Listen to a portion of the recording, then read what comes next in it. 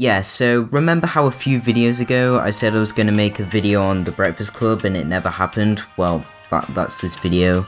I mean, I also said I was going to make one on John Wick 2, but I didn't really like that film. So I guess you're getting one out of the two. Welcome back to the new series, Best of the 80s, where I'm going to be talking about some of my favourite films from the 80s. This week, The Breakfast Club. That's very clever, sir.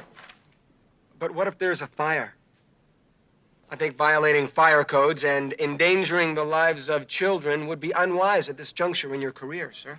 Now, if you're talking about 80s comedies, which we are, then it really doesn't get more 80s than this. From the cast to the music to the director, John Hughes, who's basically the king of 80s teen films. It's all pretty 80s. In fact, the only thing that isn't is this reference to a song that came out in 1979.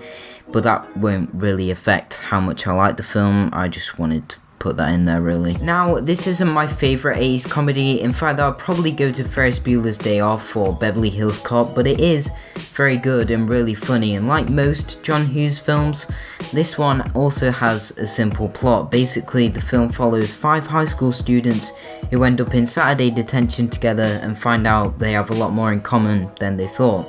And yes, you may be thinking, wouldn't that just get boring after a while? And yes, it would, for some people, but for everyone else, this is actually a very entertaining film, and I had a lot of fun watching it. And the reason it's not boring is because of the characters. This is a brilliant cast, and they all work very well together. I mean, you've got Judd Nelson, who's the funniest guy in this film, Molly Ringwald, who's also been in a lot of teen comedies, Ali Sheedy, who's in War Games, and Emilio Estevez and Anthony Michael Hall, who I don't really know a lot about, so I'll save them till last. Oh, and this guy, who's in Die Hard. Well,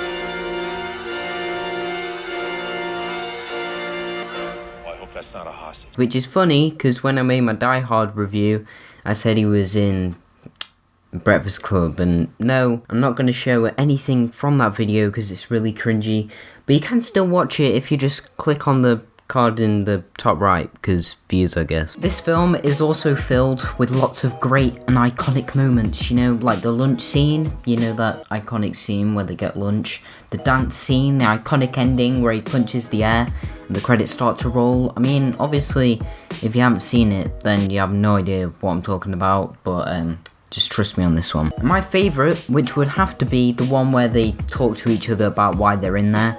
And again, I'm not trying to give spoilers or anything, even though I kind of just did, but in that scene you just get to learn a lot more about each of their characters, and it's actually quite emotional too. Plus, John Hughes is very good at hinting at things later on, or just being subtle. Like in the opening, you know that John Bender's the cool kid because he shows up after everyone else and doesn't get dropped off in a car. Also, during the opening we're hinted at why they're in detention, which is cool as well.